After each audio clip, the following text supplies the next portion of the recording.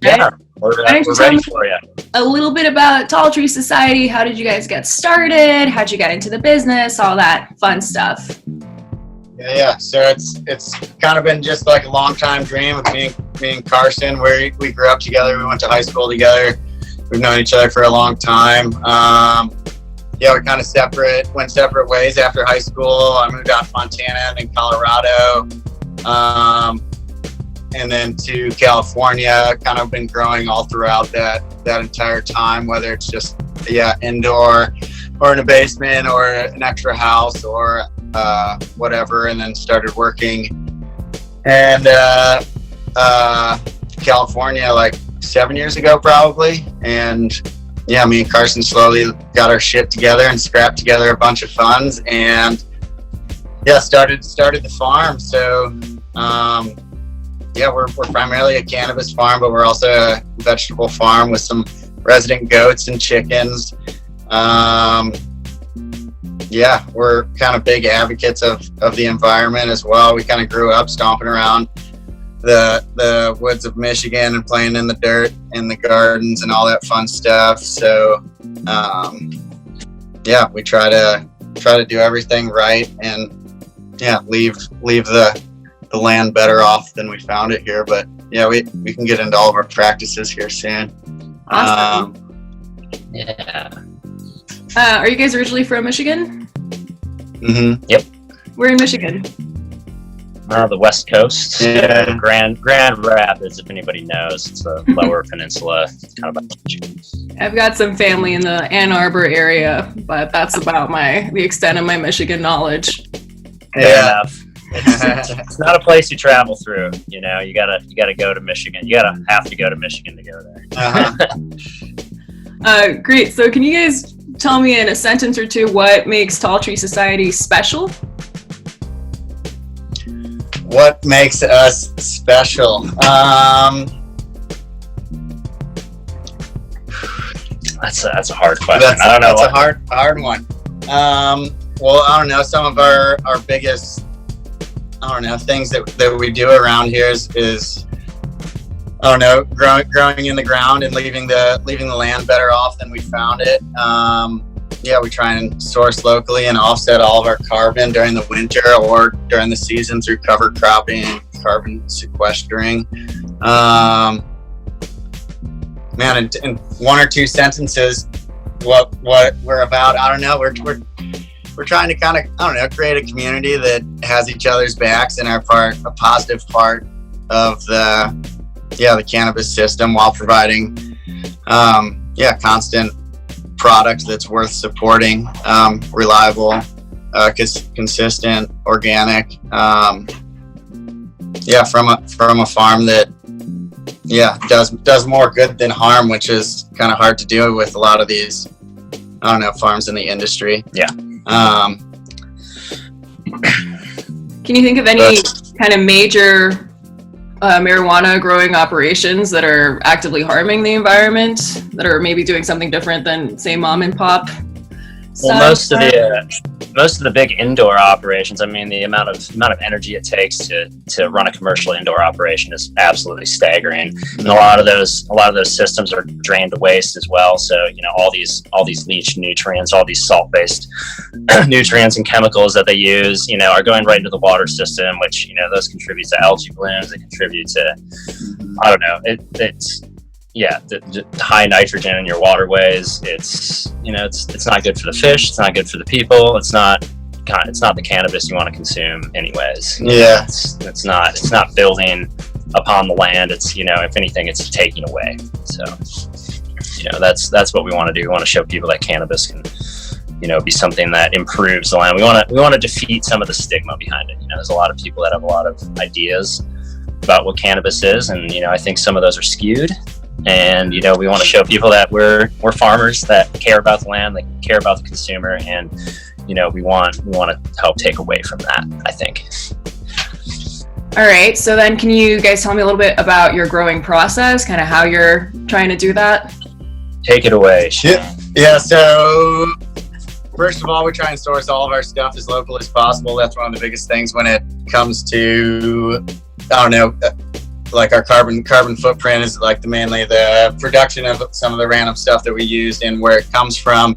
A lot of this stuff we try and grow locally right here as well, whether it's our goat poop for phosphorus or our chicken manure for nitrogen, or our worm bins for our microbial inoculants, or our green compost gardens. Our green compost gardens for just like chop and drop dynamic accumulators, whether it's like comfrey or sunflower or all that stuff. And we also do a lot of companion planting as well. So we try and stray away from that monocrop culture and grow lots of different things in our beds with our cannabis, whether it's flowers, vegetables, everything. Pollinator flowers, vegetables, nitrogen fixing legumes, or beneficial insect plants, dill, coriander, calendula, all of that stuff.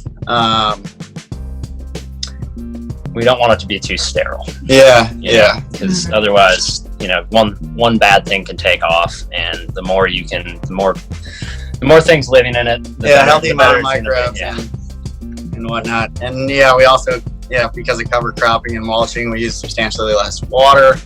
And through the building of our soil, we're right on the Russian River, so we have riverfront property, which is kind of a blessing. But that also, I feel like, gives us a big responsibility to, not be leaching into the river, not be giving more harm to the land. So by growing in the native soil too, we maintain our drainage and provide more plants for the water.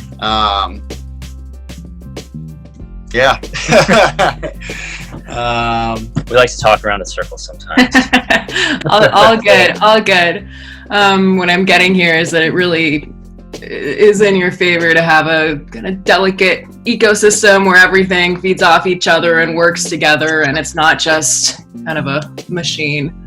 100%. Tell me a little bit about the day-to-day.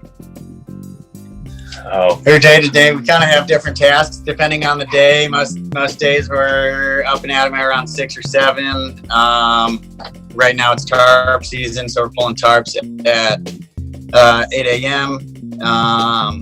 So we're a light depth farm too, and I think we might be the only light depth farm with sun and earth. Yeah, they might have gotten some and got that cert. We were the first light deprivation farm, which is kind of exciting because most people just grow full season plants. But we'll do 3 big runs throughout the year. We'll do a handful of nice big runs through light deprivation. That's a big part of our day is pulling the tarps, watering plants.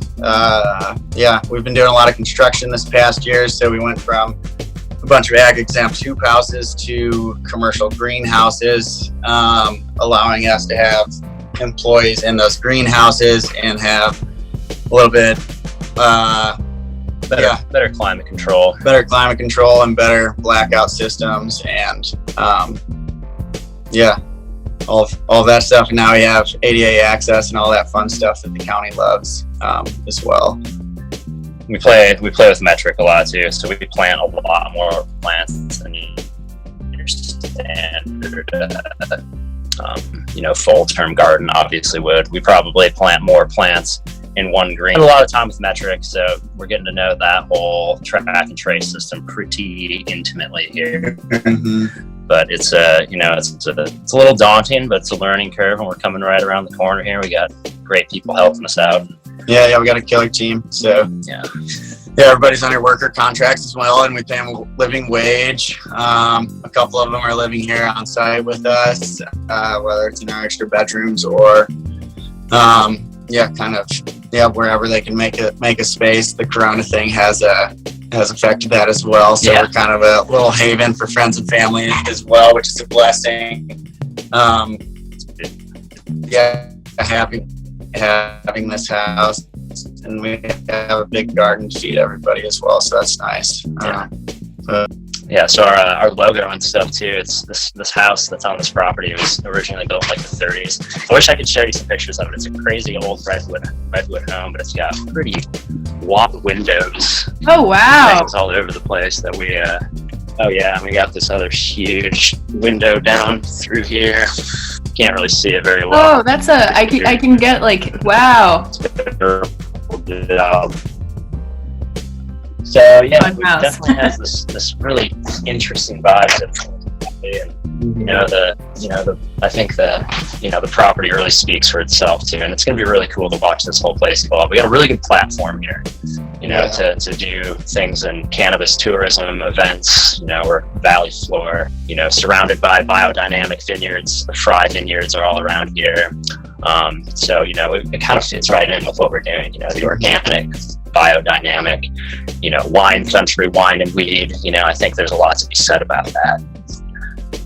Absolutely. Easy question here, but we gotta know what's your most popular strain? What's your favorite strain?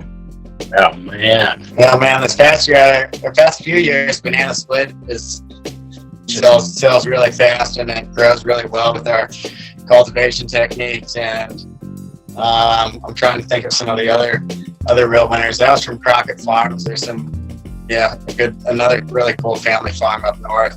They've been breeding for a long time in the area. What are some of our other favorites, Carson? I really like how this Pai Gao is turning out right now, which is a super silver haze and critical Jack cross. It's a crazy, early finishing sativa. Mm-hmm. So it smells really good right now. So we're hoping that continues to be a winner here. Yeah, totally. But we're doing a lot of new strains this year, and we're popping a lot of seeds. So we're going to do a lot of our own strains coming up in the next year or two here. Mm-hmm. So that's the goal. You want to have your own proprietary genetics, things that work well for us here. Mm-hmm. All right, now something maybe less sunshine and happiness. Have you guys had any negative experiences with law enforcement in the area? Oh, not really, no. We haven't had the police out here, luckily, but at the same time, they're a phone call away if we have any issues being on the valley floor. It's a blessing. The fire departments came out multiple times for inspections and stuff, and we actually called them out here when our neighbor's farm caught on, our field caught on fire right next door. Yeah. But yeah, for the most part, it's pretty positive. Yeah, I think the whole legal thing lays a slightly different precedent than because there's still, as you know, there's tons of illegal farms, and I don't care either way, what people do, but yeah, we haven't had any negative experience or nothing personally. Mm-hmm. So, but don't expect it to, but at the same time, yeah, not gonna try and have a cop out here. Yeah. And speaking of fires, I'm not super familiar with that part of California. Have you guys had issues with the wildfires over the last few years? Is that something you think about on a regular basis? Oh yeah, they were right in our backyard the past few years. And the Mendo Complex fire, the largest one in California's history, started 5 miles from us. And we watched that burn for almost 2 months. Yeah. It was terrifying. And actually, this property, Redwood Valley, had a huge fire that came right through. The house got saved, luckily. Mm-hmm. There was a big redwood barn that burned down, and a bunch of outbuildings that burned down. So, we're lucky. Pretty much everything north of us here on the valley floor got wiped out. Anything south, a little closer to the highway, survived. But it's real. It's very real, and it shows all the time. We've already had a couple fires. Yeah, this year already. Out of control burn files and being careless. It's honestly terrifying. We think about it all the time, but we got perimeter sprinklers though, with all our cover crops. Light green around everywhere, and pollinator gardens surrounding our entire garden. We have a little oasis down there, so hopefully we can battle anything that comes close. And we're surrounded by water on 2 sides of the Russian River and the little seasonal creek, but most of the time it dries up during the fall. Mm-hmm. We're in a good spot if the fire came, but at the same time, I feel like fire season starts earlier and earlier every year. My girlfriend's a wildland firefighter, so I get to hear about it all the time. Yeah. Well, hopefully they're not too bad this year. 2020 is looking to be like the major apocalypse year. So. Yeah, right. We did not have nearly enough rain this winter, so we'll just, Yeah, we're big fishermen. I used to be a raft guide in a previous life, and yeah, so all the rivers around here we get to play on them a bunch, but yeah, they're all already dry, which is kind of sad. Wow. yeah, super low, algae everywhere, and the fish are already moving downstream. So yeah, it's not a good start right now, but it looks like we'll get a little more rain this weekend. Any buffer we can get, that's what we think is that. Yeah, I'm definitely praying to the rain gods, sending you guys some water up there. Right. Do whatever you can. It's more than welcome. And then speaking of apocalypse, COVID-19, how has that impacted you guys? Has it at all? We've lost a handful of employees that normally work for us full time, but yeah, that's fine. We're kind of just scrapping by and putting in the long hours now. And yeah, like I said, we have some friends visiting as well who are able to pitch in and help us out. Yeah, besides losing a handful of nice workers, I mean, we've installed hand washing stations around the farm, kind of advocated the social distancing, sent out the standard emails and texts to everybody to kind of just be safe. Diligence. Diligent about it all. But right now, everybody that's working here is staying here, so that helps a Yeah. lot. But it's a very real thing, and the people that we didn't necessarily let them go, but they have kids, and the school's closed, and yeah, it makes child care it extremely difficult to come to work, and we totally understand that. We want to support them the best we can. yeah. Now we just give them all our fruit, vegetables, so they'll still survive. We'll get through it. I mean, it's nice being an essential business. I mean, honestly, my day-to-day hasn't really changed. I just don't leave the farm. A lot less going out. Great. Is there any? How's it down there? Is everything pretty shut down? Are you guys wearing face masks everywhere? There are face masks just all over the place. I mean, people are going out for runs in face masks now, which seems a little excessive. Terrible. But yeah. Oh man, Carson, the runner. I'm gonna have to tell him to do that next time. I can't do that. I would die. gosh, no. I'm still part of the resistance. I meant to see that. I don't think we. Yeah. I don't think we're affected as much up here. It's the community up here is really like isolationist anyways. People like to stay on their ranches and up in the hills and everything. So it doesn't seem nearly anything like what the Bay Area has going on, or any place that has a little more of a population. People kind of just seem to be rolling right through it. Yeah.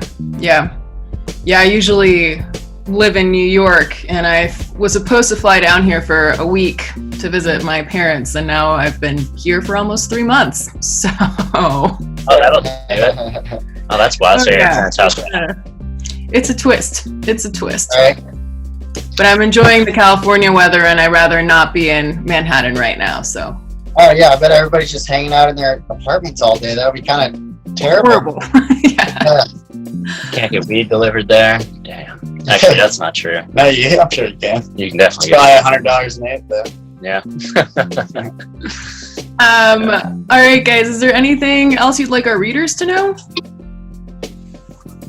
I'm trying to think. Buy organic cannabis. Yeah.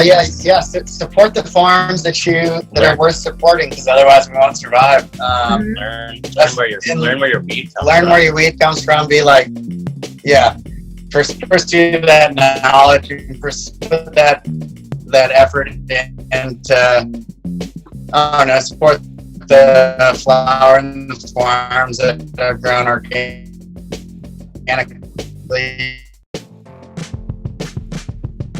because most of the weed out there is not, and most people don't even know it. Whether it's like the Sun and Seal or the Cannabis Conservant Deal, you can keep an eye out for essentially most third-party verifications are pretty good when it comes to organics. But like I said, most can in your body. Look for that. Support that sun ground.